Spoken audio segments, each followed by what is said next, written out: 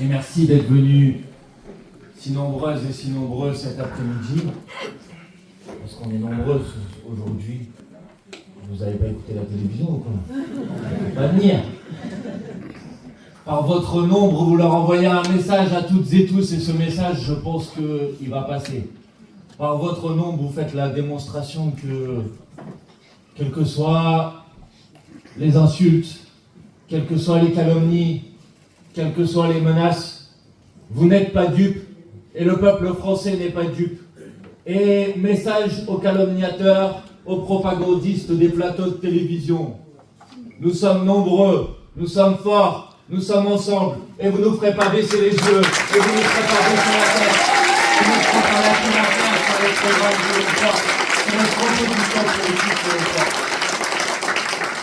Et nous sommes là, évidemment, d'abord, dans la perspective des élections municipales. Dans la perspective de ces élections qui vont avoir lieu maintenant, dans quelques semaines, le 15 mars pour le premier tour et le 22 mars pour le second tour de ces élections municipales. Et bien sûr, lors de ces élections, vous allez d'abord voter pour un programme municipal. Et il vous a été présenté tout à l'heure. Et je ne vais pas, moi, y revenir en détail, mais vous dire, peut-être en prenant un ou deux points, qu'on peut utiliser les leviers d'action d'une mairie pour apporter des réponses aux difficultés et aux problématiques que l'on rencontre au quotidien.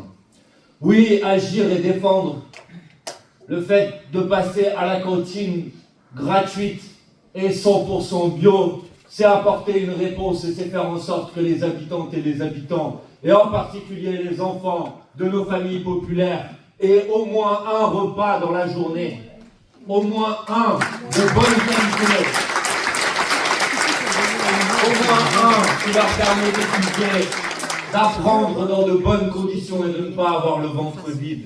Oui, nous voulons que ces cantines soient bio, parce qu'à l'heure où la droite et l'extrême droite de ce pays essayent de réintroduire tous les pesticides, à l'heure où la Commission européenne essaye de passer en force un accord de libre-échange avec le Mercosur pour faire rentrer sur le territoire et sur le sol français des produits qui utilisent des pesticides interdits en France parce qu'ils sont dangereux pour la santé. Alors oui, la nourriture bio, la nourriture de bonne qualité, la nourriture sans pesticides, elle n'est pas réservée aux enfants des familles qui ont les moyens. Elle doit être ouverte à tous nos enfants, elle doit être ouverte à tous nos gamins, parce que quand on mange mal, après ça nous suit pendant toute la vie, parce qu'après on subit des maladies liées à ce qu'on a mangé quand on était gamin. Et il n'y a pas de raison que ça soit en fonction de ce que les familles ont dans le porte-monnaie, que les gamins sont ensuite prédestinés à avoir une vie dans laquelle ils suivent des maladies liées à ce qu'ils ont mangé dans leur enfance. Oui, bien sûr, nous voulons faire en sorte que l'ensemble des gamins de cette ville, comme l'ensemble des gamins de ce pays, puissent avoir un repas dans la journée, soit un repas de qualité, une bonne nourriture, qui soit gratuite pour que tout le monde puisse y avoir accès. Et ça, c'est une priorité programmatique que porte l'ensemble de la France.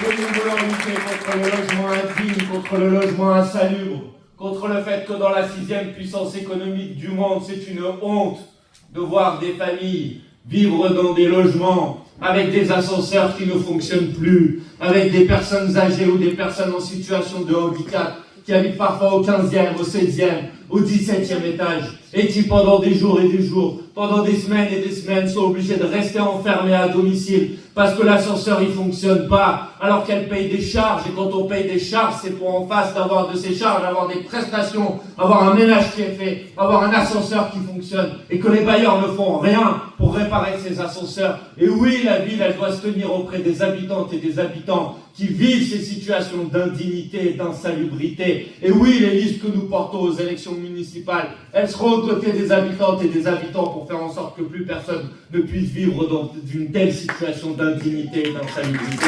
Voilà aussi pourquoi il faut aller voter aux élections municipales. Oui, on vote aux élections municipales pour garantir à chacune et à chacun le droit de vivre en paix et en tranquillité publique. Et contrairement à ce qu'ils disent à la télévision, c'est pas parce que vous ne voulez pas défendre les mêmes méthodes que celles qui sont à l'œuvre depuis des années et des années, à l'échelle nationale comme à l'échelle locale, c'est-à-dire cette vision d'hystérie sécuritaire de ces maires qui se prennent pour des shérifs et dont la politique n'apporte pas les résultats escomptés, ne permet pas de garantir aux habitantes et aux habitants de vivre en paix et en tranquillité, c'est pas parce que vous ne dites pas la même chose que vous ne vous préoccupez pas de la possibilité pour chacun et chacune de vivre en paix et en tranquillité publique. Oui, nous nous assumons de vouloir rompre avec ces politiques pour, à l'inverse, avoir une politique de tranquillité, une politique de prévention, une politique de développement des services publics dans nos quartiers, de présence humaine, parce que c'est ça qui fonctionne, parce que c'est quand il y a de la vie, c'est quand il y a de l'activité associative, quand il y a des services publics, c'est ça qui fonctionne pour permettre à chacun de ne pas être inquiété, de ne pas être menacé, de ne pas être agressé dans la rue. C'est ça qui porte ses fruits, c'est ça qui produit des résultats, pas ce qu'ils font. Parce que personnellement, j'ai jamais vu une caméra de vidéosurveillance sortir de son pied pour venir défendre quelqu'un qui était agressé dans la rue. Par contre, j'ai déjà vu des gens venir s'interposer pour que la personne puisse ne pas être agressée et rentrer tranquillement à la maison. Donc oui, le 15 mars, vous allez d'abord voter pour un programme municipal, et il vous a été présenté tout à l'heure. Oui, le 15 mars, vous allez voter pour une équipe municipale. Une équipe, une tête de liste, des colistiers.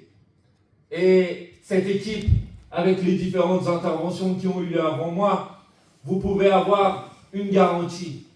C'est que ce ne sont pas des gens qui se sont réveillés un matin en se disant « Moi, mon rêve dans la vie, c'est d'être conseiller municipal de Toulon ». Ce sont des gens qui se battent dans des luttes, dans des engagements, dans des collectifs, dans des syndicats, dans des associations, qui sont dévoués pour l'intérêt général, qui sont dévoués pour les autres, et qui à un moment dans leur lutte se sont dit « Mais si je veux que ma lutte elle puisse avancer, eh ben, il faut s'emparer des leviers du pouvoir, et notamment des leviers du pouvoir municipal. » Et par là même, vous avez une garantie que ce ne sont pas des gens qui vont venir vous voir pendant la campagne électorale pour vous faire des vagues promesses pour ensuite disparaître au lendemain de l'élection. Ils se battaient avant pour vous, ils continueront à se battre après pour vous, quand ils seront élus au conseil municipal. Et ils vont faire la démonstration. Ils n'ont pas attendu l'élection pour se battre pour vous. Ils n'ont pas attendu l'élection pour s'engager pour des causes justes, pour se dévouer pour ces causes justes, pour le faire en plus de leur activité professionnelle, en plus de leurs contraintes familiales. Et ça, c'est une force dans cette campagne, d'avoir une liste de gens qui ne courent pas après un poste, qui ne courent pas après un siège, qui veulent poursuivre leurs engagements dans la bataille électorale, dans la bataille municipale. Et c'est une garantie de sincérité dans leur engagement, de fidélité à la parole qu'ils vous donnent. Et bien sûr, si vous avez un doute sur ce sujet, eh ben vous avez une deuxième garantie de sincérité et de fidélité. C'est celle dont vous a parlé Isaline tout à l'heure. Parce qu'en s'engageant aux côtés du mouvement de la France Insoumise, ils ont fait aussi une démonstration. Parce que, quel que soit ce que vous pouvez penser des idées de la France Insoumise, ça participe du débat démocratique. Vous avez le droit d'être d'accord avec certains sujets, pas d'accord avec d'autres sujets. Par contre, vous ne pouvez pas dire, et vous ne pouvez pas trouver un seul sujet sur lequel nous, les députés insoumis à l'Assemblée nationale, nous aurions bafoué la parole que nous avons donnée devant les électrices et les électeurs au moment des élections législatives. Et ça nous a valu beaucoup de calomnies, beaucoup d'intimidations, beaucoup de menaces.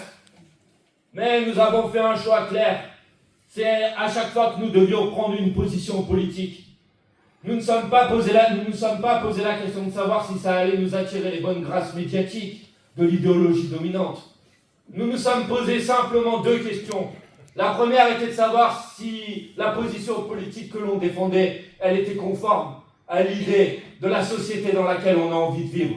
Et la deuxième question que nous nous sommes posés, c'était de savoir si la position politique que nous allons défendre, elle était conforme à l'engagement que nous avons pris devant les électrices et les électeurs au moment des élections législatives. Parce qu'un programme politique, quand on le défend dans une campagne, c'est pas un bout de papier sur lequel on a griffonné quelques idées pour le jeter à la poubelle une fois passé l'élection. Un programme politique, c'est un contrat qui est passé entre les citoyennes, les citoyens et leurs représentants politiques. Et ce contrat, nous l'avons respecté. Ce contrat, nous le respectons. Et ce contrat, nous continuerons à le respecter. N'en déplaise à celles et ceux qui essayent de nous faire céder, de nous faire plier. Et n'en déplaise à celles et ceux qui ont allègrement déchiré ce contrat pour le jeter à la poubelle. Donc ici, vous avez des colistières et des colistiers qui, dans la force de leur engagement avant l'élection, dans la qualité du travail programmatique qu'ils ont réalisé et qu'ils vous ont présenté tout à l'heure, passe avec vous ce même contrat, ce contrat d'une fidélité absolue à la parole donnée devant les électrices et les électeurs. Alors si vous leur donnez de la force, alors si vous les amenez loin, alors si vous les envoyez au conseil municipal, ils ne vous décevront pas, ils ne vous oublieront pas, ils seront là après l'élection parce que nous les insoumis, on dit ce qu'on va faire, et une fois qu'on est élu, on fait ce qu'on a dit. Voilà ce qu'on va faire dans cette campagne de l'élection municipale. Donc le 15 mars, vous allez voter pour ce programme, et vous allez aussi voter pour cette équipe. Et puis le 15 mars, vous allez voter aussi pour un certain nombre de principes politiques. Le premier de ces principes, c'est tourner la page de la monarchie municipale et rendre le pouvoir de décision aux habitantes et aux habitants. Il s'agit d'en finir avec ce système politique dans lequel vous êtes appelé à aller voter une fois tous les 6 ans, et puis une fois que l'élection est terminée, vous avez une équipe au conseil municipal qui décide tout seul, sans jamais vous demander votre avis, sans jamais consulter les habitantes et les habitants sur les grandes questions, sur les grands projets structurants qui pourtant les concernent au premier chef. En faisant de la communication, en annonçant des millions ici, des milliards là, sans jamais discuter avec celles et ceux qui sont les premiers concernés, c'est-à-dire celles et ceux qui habitent dans tel ou tel quartier, de quel est le bon projet d'aménagement pour ce quartier, de comment ils voient les choses, de ce dont ils ont besoin. Nous voulons tourner la page de cette monarchie municipale. Nous voulons tourner la page de ce clientélisme qui pourrit la vie politique de nos communes et de nos quartiers. Et sur ce sujet, je veux dire les choses avec une clarté totale. Ici, il n'y aura pas parmi les colistières et les colistiers de cette liste des gens qui vont venir vous voir pour vous dire si vous votez pour moi, il y aura un appartement pour quelqu'un de ta famille. Ici, il n'y aura pas des gens qui vont venir vous voir parce que vous êtes à la tête d'une association ou d'un syndicat pour vous dire si vous votez pour moi et si tu m'aides à faire la campagne, à la fin, il y aura plus de subventions ou plus de moyens pour ton association. Ici, il n'y aura pas ça. Mais par contre, nous prenons un engagement solennel et absolu devant les électrices et les électeurs. Si vous amenez cette liste à la tête de la ville de Toulon, les règles d'attribution des logements sociaux, elles seront les mêmes pour tout le monde, quelle que soit votre couleur de peau, votre religion ou votre proximité avec mon maire.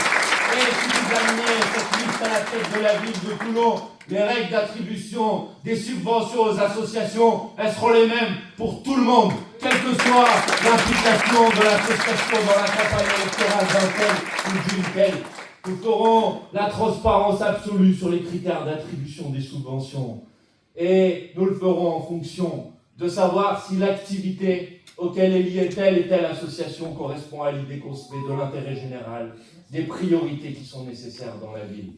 Nous voulons tourner la page du clientélisme, nous voulons tourner la page du favoritisme, nous voulons tourner la page des magouilles qui détruisent la vie politique de ce pays et qui détruisent la vie politique de nos villes parce qu'elles précipitent des milliers de citoyens, des centaines de milliers de citoyens dans l'abstention, dans la résignation et dans cette idée finalement qu'on ne peut pas s'en sortir collectivement, qu'on ne peut pas améliorer les choses tous ensemble et que donc il vaut mieux essayer de voir si on ne peut pas en tirer un petit bénéfice personnel. Et je suis bien placé pour le savoir en tant que député de Marseille où j'ai rencontré tellement de citoyennes et de citoyens venant me voir en 2024 dans la campagne électorale et me disant « Monsieur Bompard, il faut que je vous avoue quelque chose, en 2022, je n'ai pas voté pour vous. Je n'ai pas voté pour vous parce qu'il y a quelqu'un de la droite qui m'a dit « Si tu votes pour moi, tu auras quelqu'un de ta famille qui sera embauché à la mairie. Et je n'ai pas voté pour vous parce qu'on m'a dit on va m'aider pour mon appartement. » Et puis au lendemain de l'élection, les numéros de téléphone, ils ne répondaient plus. Les gens qui m'avaient fait les promesses n'étaient plus là.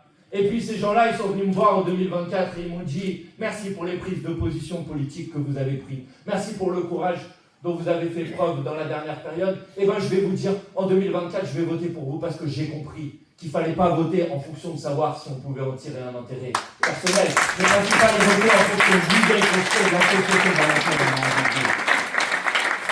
Et sur ce sujet, on sera extrêmement ferme. Parce que la révolution citoyenne à laquelle on aspire, elle nécessite l'engagement et la mobilisation consciente des habitantes et des habitants, des citoyennes et des citoyens. La conviction sur la base d'idées, de programmes, de propositions. Et que si on veut transformer la société, pas seulement si on veut gagner une élection, si on veut vraiment transformer la société, bien sûr il faut gagner les élections pour ça, mais ça ne suffit pas. Il faut avoir un peuple mobilisé, un peuple impliqué, un peuple conscient, un peuple convaincu de la démarche dans laquelle il s'engage.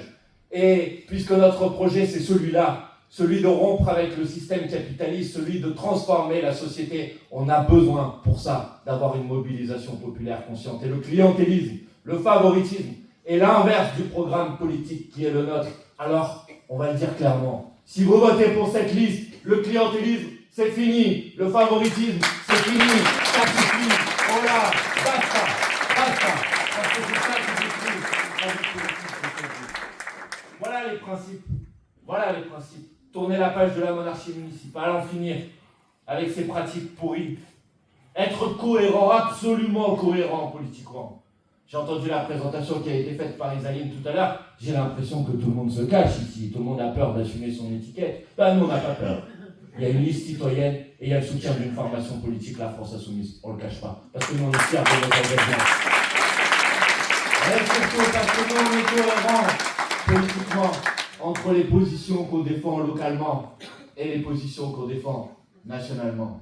Ne croyez pas les gens qui vont venir vous voir pendant cette campagne électorale et qui vont vous dire « Ah, mais local et national, c'est pas la même chose.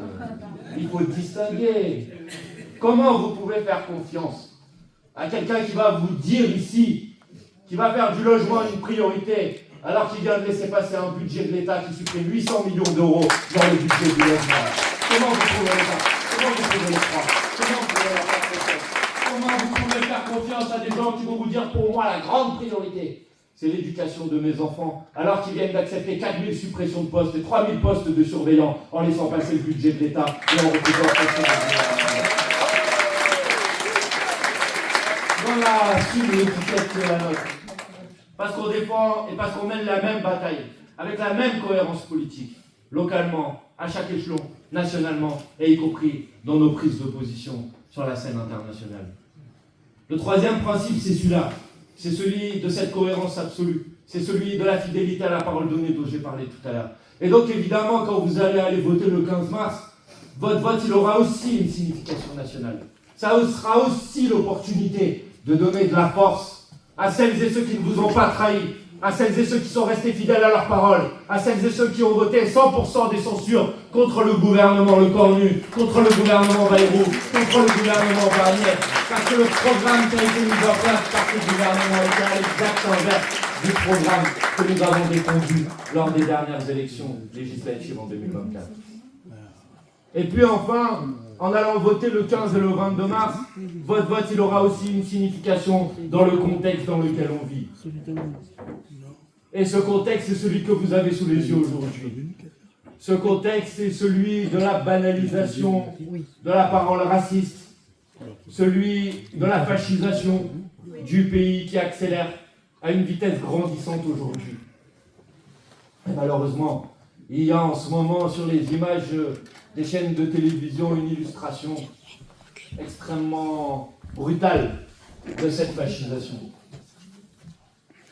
Ce contexte, c'est celui où une candidate dans la deuxième ville de France d'un parti dit républicain reprend dans un débat à la télévision la devise de Pétain et de la collaboration. Et que ces personnes-là, les mêmes, viennent nous expliquer qu'il faut un cordon sanitaire contre la France insoumise, mais un cordon sanitaire, ça se fait contre la France de Pétain, contre la collaboration. Pas avec ces devises, pas avec ces slogans. Ce contexte, c'est celui de millions de Françaises et de Français qui ont peur, qui se sentent seuls quand ils regardent la télévision. Et d'ailleurs, par le nombre qu'on est aujourd'hui, d'un certain point de vue, on leur envoie aussi un message, vous n'êtes pas tout seuls, vous n'êtes pas isolés. On est nombreux à se battre ensemble contre ça. On fait bloc, on fait masse. Et d'ailleurs, on en a fait la démonstration au moment des dernières élections législatives en 2024. À l'époque où l'ensemble des sondages, 27 sur 27, disaient que c'est l'extrême droite qui allait gagner. À l'époque où sur les plateaux de télévision, ils étaient déjà en train de prédire quelle serait la future organisation gouvernementale de Bardella et du Rassemblement national. Et à l'époque, on s'est battu. Et à l'époque, on s'est mobilisé. Et à l'époque, on a fait bloc, on a fait masse. On est allé dans tous les quartiers, on est allé dans la jeunesse, on est allé dans le pays tout entier, on a fait campagne. Et on a mobilisé, et on a mobilisé. Et beaucoup de gens se sont mobilisés alors qu'ils ne s'étaient pas mobilisés depuis plusieurs élections. Et le soir de l'élection, c'est pas le Rassemblement national qui l'avait emporté. C'était le nouveau Front populaire, parce que la jeunesse, parce que les quartiers populaires s'étaient mobilisés. Donc le contexte, c'est celui-là. Et ce contexte, c'est celui évidemment qu'on a sous les yeux depuis quelques jours, de l'instrumentalisation absolument abjecte et absolument ignoble du drame qui s'est déroulé à Lyon jeudi dernier, pour essayer de criminaliser la France insoumise, de la flétrir et dans le même mouvement de dédiaboliser l'extrême droite, de dédiaboliser des groupuscules qui sont des groupuscules dangereux, des groupuscules violents, des groupuscules antisémites, islamophobes, homophobes, néo-nazis. C'est ces groupuscules-là qui cherchent, dans ce contexte-là, à se dédiaboliser dans un moment historique qui n'est pas un moment inédit dans l'histoire, qui n'est pas un moment inédit sur la scène internationale. Regardez comment, après l'assassinat de Charlie Kirk, Donald Trump a dit « c'est les antifas qui sont des terroristes et c'est le Parti démocrate qui est responsable de cet assassinat ». On parle de figures qu'on a déjà connues, historiquement. On parle d'une tentative de renversement de l'histoire. Et je veux dire ici solennellement, à celles et ceux qui, à gauche, pensent profiter d'une telle situation pour essayer de jeter l'opprobre ou de faire de la politique politicienne, je veux leur dire solennellement, que quand on se considère comme étant un militant de gauche, jamais on ne peut mettre sur le même plan les fascistes et les antifascistes. Parce que les fascistes, c'est ceux qui veulent imposer par la force un projet de fracture, de division, de stigmatisation, de classement des Français en 2 catégories, ou en plusieurs catégories. Et les antifascistes, c'est ceux qui se battent contre les fascistes. Et vous savez, il y a une chose très simple à comprendre. C'est que le jour où il n'y aura plus de fascistes, il n'y aura plus d'antifascistes. Mais par contre, le jour où il n'y aura plus d'antifascistes, il y aura encore plus de fascistes. Donc mettre sur le même plan les fascistes et les fascistes, c'est faire une erreur historique. Et moi, je veux dire ici que personne ne nous fera renoncer, personne ne nous fera abandonner la fierté qui est la nôtre d'être des militants antifascistes. Nous sommes des militants antifascistes. Nous soutenons les militants antifascistes. Nous avons soutenu les militants antifascistes. Nous soutenons les militants antifascistes et nous continuerons à soutenir les militants antifascistes. Nous continuerons à les soutenir parce que grâce aux militants antifascistes à Lyon, c'est les 5 locaux qui étaient ouverts par les groupuscules d'extrême droite dans Lyon qui ont été fermés. Parce que grâce aux militants antifascistes à Lyon, les personnes racisées qui se faisaient agresser dans la rue et qui évitaient certains quartiers parce qu'ils avaient peur de se faire tabasser, ont eu du soutien. Parce que grâce aux militants antifascistes qui se sont battus à Lyon, les personnes LGBT qui refusaient de se donner des gestes d'affection dans la rue parce qu'ils étaient menacés ou parce qu'ils étaient intimidés ont pu le refaire. Et que ça, c'est pas le bilan du gouvernement qui nous donne des leçons, c'est le gouvernement de celles et ceux qui se sont battus concrètement contre l'implantation de ces réseaux et de ces groupes.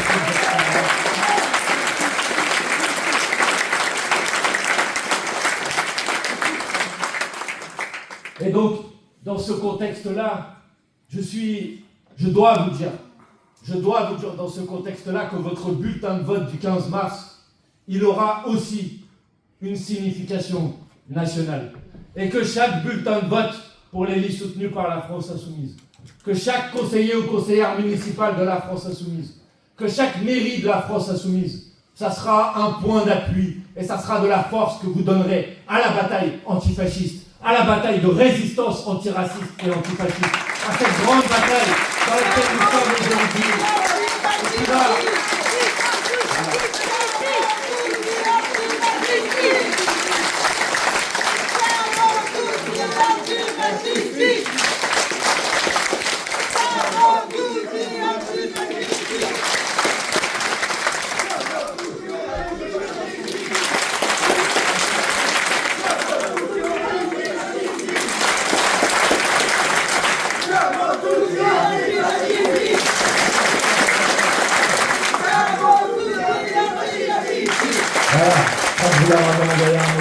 Merci beaucoup.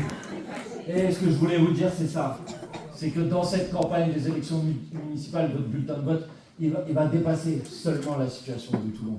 Il va donner de la force à cette grande bataille, à ce grand combat. Ce grand combat dans lequel on est engagé, évidemment, mais qui, évidemment, est aussi le grand combat qui va s'ouvrir au lendemain des élections municipales, c'est-à-dire la grande bataille de l'élection présidentielle. Cette bataille et cette élection qui sera sans doute la plus importante et la plus décisive de ces dernières années. La question qui sera posée, c'est celle-là. C'est celle de savoir si on laisse l'extrême droite s'emparer du pouvoir, ou si au contraire on produit, on construit une alternative au macronisme, en mesure de chasser les macronistes, en mesure de battre l'extrême droite et en mesure d'amener la France dans un monde nouveau, dans un moment nouveau, un moment où enfin on met au cœur des priorités politiques la justice sociale, la transition écologique, la refondation démocratique de la 6e République, la lutte implacable pour le droit et la justice internationale, la solidarité entre les êtres humains, le respect des droits humains partout dans le monde. Parce que ces grandes questions-là, qui sont aussi les victimes de l'offensive fasciste, parce que quand l'offensive fasciste se déploie à l'échelle nationale, elle se déploie aussi à l'échelle internationale. Et elle frappe ce qui a été la construction qui, après la Première Guerre mondiale et après la Deuxième Guerre mondiale, a permis de sortir le monde, pas totalement, pas parfaitement évidemment, le droit international n'a jamais été parfait, il est toujours resté imparfait, mais au moins, c'était un point d'appui pour tourner la page de la règle et du droit du plus fort sur la scène internationale. Et le fascisme, quand il se déploie contre toutes les formes, contre toutes les structures qui ont été mises en place pour tourner la page de la loi et du droit du plus fort. Et c'est ce qu'on a sous les yeux aujourd'hui. Quand Trump vient sanctionner les juges de la Cour pénale internationale parce qu'ils ont délivré un mandat d'arrêt contre le criminel de guerre Netanyahou, vous avez la démonstration sous les yeux que les fascistes ne veulent pas du droit international, que les fascistes ne veulent pas de la justice, qui veulent imposer la loi du plus fort partout, sur la scène internationale, comme sur la scène nationale et comme sur la scène municipale, s'ils devaient gagner les élections municipales ici à Toulon. Et donc ce bulletin de vote, voilà, il envoie des messages à chacun de ces échelons. Évidemment, ici, vous êtes en première ligne de cette bataille et de ce combat. En première ligne de cette bataille et de ce combat, parce qu'ici, dans ce département, vous avez malheureusement quasiment l'ensemble des députés qui sont élus sous l'étiquette du Rassemblement national. En première ligne de ce combat, parce que la ville de Toulon fait partie des villes que le Rassemblement national a identifiées comme étant en quelque sorte une de ses cibles prioritaires. Et donc, par votre démonstration, par le score que vous donnerez à la liste insoumise, par la défaite que vous infligerez à la liste du Rassemblement national, vous donnerez de la force, de l'encouragement au pays tout entier dans sa lutte contre l'extrême droite. Et si vous avez besoin d'arguments pour convaincre, face à celles et ceux que vous allez croiser dans la rue, et qui vont vous dire « mais on n'a jamais essayé le Rassemblement national », alors c'est pas vrai. On a déjà essayé. On a déjà essayé ici. Et on a déjà essayé ailleurs. Et il y a aujourd'hui des villes qui sont des villes dirigées par le Rassemblement national. Il y en a, et on peut regarder leur bilan, et on peut regarder ce qu'ils ont fait. Qui a privatisé la piscine à Hénin-Beaumont? Et le tarif d'accès à la piscine a augmenté de 70%. C'est le maire du Rassemblement national. Qui a augmenté son salaire une fois qu'il a été élu comme maire? Parce que c'était ça sa priorité, s'en mettre plus dans les poches au détriment des autres. C'était le maire de Fréjus du Rassemblement national et le maire de Perpignan du Rassemblement national. Le Rassemblement national qui va venir vous voir et qui va vous dire grâce à moi, on va vivre en sécurité. Mais Perpignan, ville dirigée par le Rassemblement national, est aujourd'hui à la 106e place sur 119 en termes de trafic de stupéfiants. Il y a une augmentation de 31% des vols de voitures, de 25% des cambriolages à Perpignan, mairie dirigée par le Rassemblement national. Et ces gens-là vont essayer de vous faire croire que si vous votez pour eux, ils vont vous garantir le fait que vous allez vivre dans un havre de paix. Non. Qui s'attaque aux locaux du Secours populaire quand ils sont à la tête de la municipalité? C'est les mairies du Rassemblement national. Qui privatise les services publics? C'est les mairies du Rassemblement national. Qui retire tous les moyens aux centres sociaux, aux éducateurs? C'est les maires du Rassemblement national. Alors si vous ne voulez pas de ça pour votre ville, si vous ne voulez pas de ça pour Toulon, ici vous avez un bulletin de vote de résistance claire, et ce bulletin de vote c'est celui de la liste de la France insoumise. Voilà pourquoi aussi il faut se mobiliser dans cette campagne. Voilà pourquoi on a besoin d'aide. Voilà pourquoi on a besoin de votre soutien. Voilà pourquoi on a besoin de votre engagement. Vous pouvez laisser vos coordonnées à la sortie. Prenez votre part dans cette bataille. Vu la gravité du contexte qu'on a sous les yeux aujourd'hui, on ne peut pas rester sur le bord du chemin. On ne peut pas être indifférent à cette bataille politique. Et nous, on n'aura pas le soutien des grandes chaînes d'information en continu. Nous, on n'aura pas le soutien des grands milliardaires. Ils ne seront pas avec nous. Par contre, nous, on peut avoir le réseau social humain qu'on constitue. Une personne qui parle à une personne, qui parle à une personne, qui parle à une personne. Une personne qui va taper à la porte de son immeuble pour dire le jour du vote, c'est important d'aller voter aujourd'hui. Une personne qui va prendre la procuration de son voisin parce qu'il n'est pas là le jour de l'élection, parce qu'il a quelque chose d'autre prévu de longue date. Et une élection municipale, ça peut se jouer à une voix. Une personne qui parle à une personne, qui parle à une personne qui transfère le programme qui a été présenté tout à l'heure sur des boucles d'amis, de famille, de collègues. Chaque petit geste, chaque petite contribution à la campagne, c'est une contribution à cette grande bataille dont on a parlé aujourd'hui. Donc venez nous aider, venez nous rejoindre dans la bataille. Ne vous sentez pas isolés dans le contexte. Je vais vous dire, petit message pour les médias, je ne vais pas vous dire de continuer, mais depuis que vous avez fait ça cette semaine, il y a eu 3 sondages qui sont publiés. Il y a eu un sondage à Toulouse, on a progressé de 4 points. Il y a eu un sondage à Lyon, on a progressé d'1 point. Il y a eu un sondage à Avignon, on a progressé de 2 points. Wow. Parce que les gens ne sont pas dupes. Parce que les gens, ils ont compris. Parce que face à cet acharnement, au contraire, ce qui est en train de se produire, c'est une clarification politique des positions des uns et des autres. Et que vous allez avoir dans cette campagne des milliers de gens qui vont venir vous soutenir, qui vont venir vous appuyer, qui vont venir vous aider, parce que vous ne vous flanchez pas face à l'offensive fasciste, parce que vous vous tenez bon, parce que vous vous faites face, et parce que vous vous battez. Et on va se battre ensemble.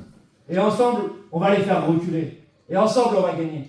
Et ensemble, on va y arriver partout, dans toutes les communes. Évidemment, on ne gagnera pas toutes les communes du premier coup, mais partout, on gagnera de la force, on accumulera de l'énergie. Et cette force et cette énergie, on va la projeter ensuite dans la grande bataille nationale. Et dans la grande bataille nationale, on va les faire reculer.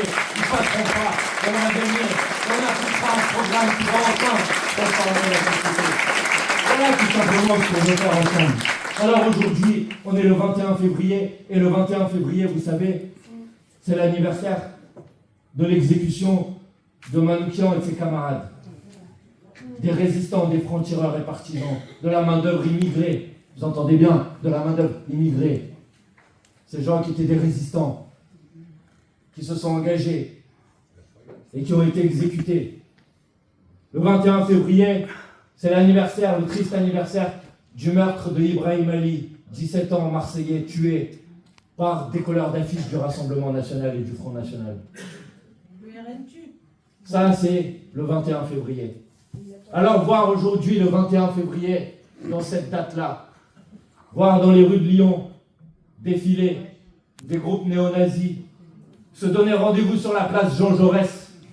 Jean Jaurès, tué par un nationaliste, dans la ville Lyon, où a été arrêté Jean Moulin. Cette journée-là, elle est forte de symboles. Alors, pour terminer ensemble, je voudrais vous lire juste les derniers vers du poème d'Aragon à propos de l'exécution du groupe Manouchian. Vous connaissez sans doute, ça s'appelle l'affiche rouge, il y a eu une chanson. Et il disait, ils étaient 23 quand les fusils fleurirent. 23 qui donnaient leur cœur avant le temps. 23 étrangers et nos frères pourtant. 23 amoureux de vivre, à en mourir. 23 qui criaient la France en s'abattant. Alors, chers amis, chers camarades, vive la France insoumise, vive l'antifascisme, vive la résistance populaire et vive la France. Merci beaucoup.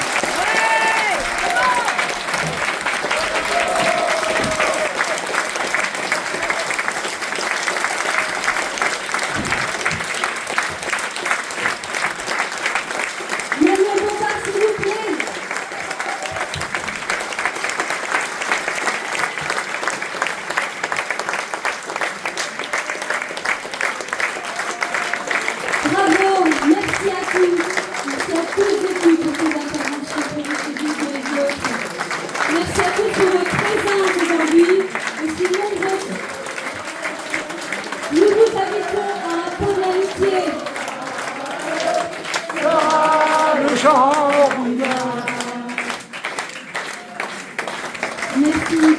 Merci encore de votre présence. Nous vous invitons à un pont de l'amitié juste après. Restez là, il y a bon à manger.